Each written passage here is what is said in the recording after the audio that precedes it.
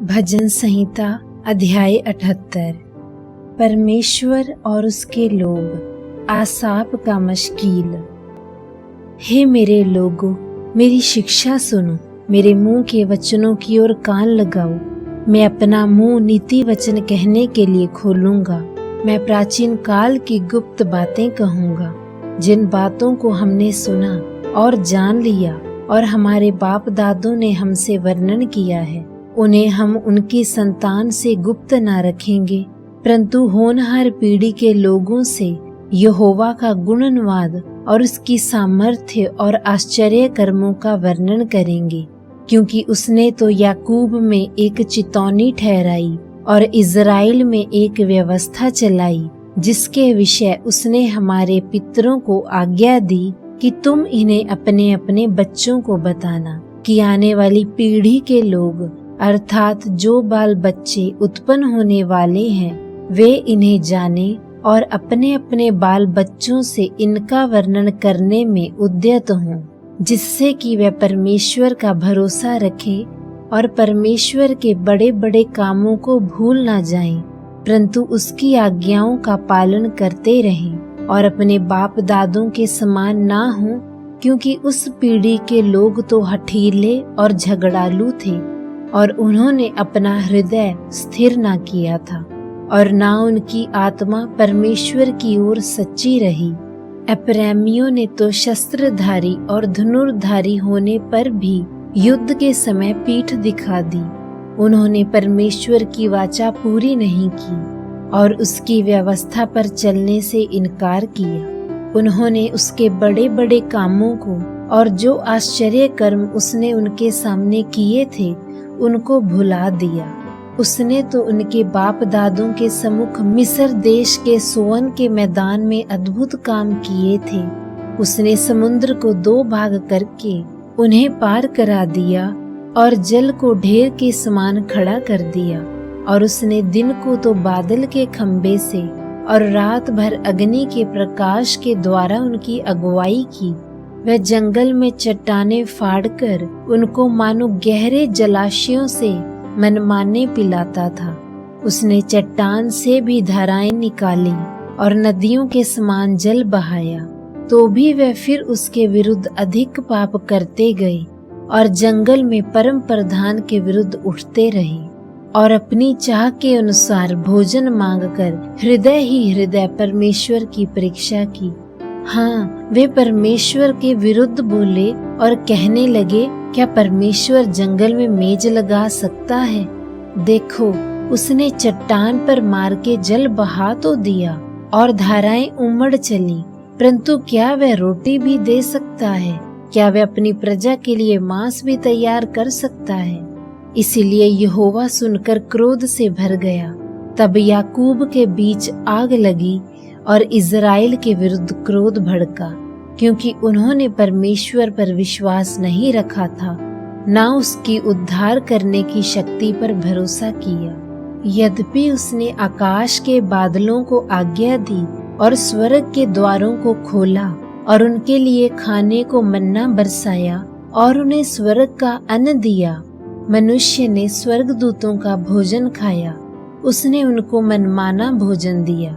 उसने आकाश में पुरवाई को चलाया और अपनी शक्ति से दक्षिणी हवा बहाई और उनके लिए मांस धूलि के समान बहुत बरसाया और समुद्र की बालू के समान अनगिनत पक्षी भेजे और उनकी छावनी के बीच में उनके निवासों के चारों ओर गिराई और वे खाकर अति तृप्त हुए और उसने उनकी कामना पूरी की। उनकी कामना बनी ही रही, परंतु जबकि उनका भोजन उनके मुंह ही में था, परमेश्वर का क्रोध उन पर भड़का और उसने उनके हृष्ट पुष्टों को घात किया और इज़राइल के जवानों को गिरा दिया। इतने पर भी वे और अधिक पाप करते गए और परमेश्वर के आश्चर्य कर्मों की प्रतीति न की। इसीलिए उसने उनके दिनों को व्यर्थ श्रम में और उनके वर्षों को घबराहट में कटवाया। जब जब वह उन्हें घात करने लगता, तब तब वह उसको ढूंढने लगते और फिरकर परमेश्वर को यत्न से खोजते थे। और उनको स्मरण होता था कि परमेश्वर हमारी चट्टान है और परम प्रधान परमेश्वर हमारा छुड़ाने वाला है।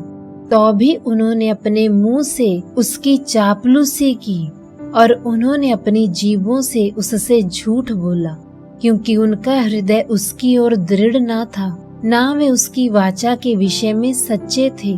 परंतु वह तो दयालु है, उसने उनके अधर्म को क्षमा किया और उन्हें नाश नहीं किया। हाँ, वह बार बार अपने क्रोध को ठंडा करता है और अपनी जलाहट को पूरी रीति से भड़कने नहीं देता, क्योंकि उसको स्मरण हुआ है कि ये नाशमान है, ये वायु के समान है जो चली जाती है और लौट नहीं आती। उन्होंने कितनी ही बार जंगल में उससे बलवा किया और निर्जल देश में उसको उदास किया। हाँ, वे बार बार परमेश्वर की परीक्षा करते थे और इज़राइल के पवित्र को खेदित करते थे। उन्होंने ना तो उसका भुजबल स्मरण किया, ना वह दिन जब उसने उनको द्रोही के वश से छुड़ाया था, कि उसने किस प्रकार अपने चिन्ह मिस्र में और अपने चमत्कार सोअन के मैदान में किए थे। उसने तो मिस्रियों की नदियों को लहू बना डाला और वे अपने जलाशयों का जल पी न सके। उसने उनके बीच में डांस भेजे जिन्होंने उन्हें काट खाया, और मेंढक भी भेजे जिन्होंने उनको उजाड़ दिया। और उसने उनकी भूमि की उपज कीड़ों को और उनकी खेती बाड़ी टिड्डियों को खिला दी थी। उसने उनकी दाखलताओं को ओलों से और उनके गूलर के पेड़ों को बड़े बड़े पत्थर बरसाकर नाश किया। उसने उनके पशुओं को भी ओलों से और उनके मवेशियों को बिजली की कड़क से मिटा दिया। उसने उनके ऊपर अपना प्रचंड क्रोध और रोष भड़काया और उन्हें संकट में डाला, और उनके बीच में दुखदाई स्वर्गदूतों का दल भेजा और अपने क्रोध का मार्ग खोला, और उनके प्राणों को मृत्यु से ना बचाया, परंतु उनको मरी के वश में कर दिया। और मिस्र के सब पहलोठों को मारा जो हाम के तंबुओं में उनके पौरुष के पहले फल थे, परंतु अपनी प्रजा को भेड़ बकरियों के समान प्रस्थान कराया और जंगल में उनकी अगुवाई पशुओं के झुंड जैसा की।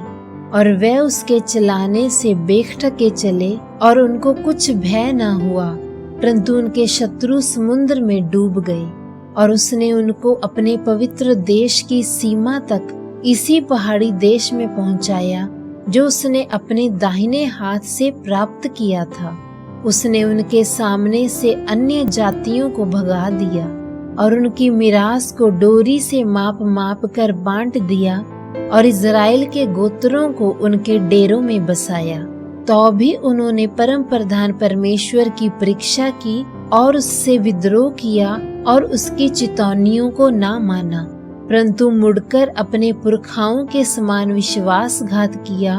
उन्होंने निकम्मे धनुष के समान धोखा दिया, क्योंकि उन्होंने ऊंचे स्थान बनाकर उसको रिस दिलाई और खुदी हुई मूर्तियों के द्वारा उसमें जलन उपजाई।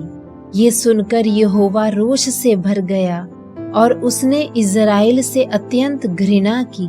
इस कारण उसने शीलो के निवास अर्थात उस तंबू को जिसने मनुष्यों के बीच खड़ा किया था त्याग दिया, और अपनी सामर्थ्य को बंधुआई में जाने दिया और अपनी शोभा को द्रोही के वश में कर दिया।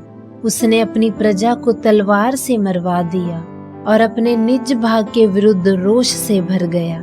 उनके जवान आग से भस्म हुए और उनकी कुंवारियों के विवाह के गीत ना गाए गए। उनके याचक तलवार से मारे गए और उनकी विधवाएं रोने न पाईं। तब प्रभु मानो नींद से चौंक उठा और ऐसे वीर के समान उठा जो दाख मधु पीकर ललकारता हो, और उसने अपने द्रोहियों को मारकर पीछे हटा दिया और उनकी सदा की निंदा कराई।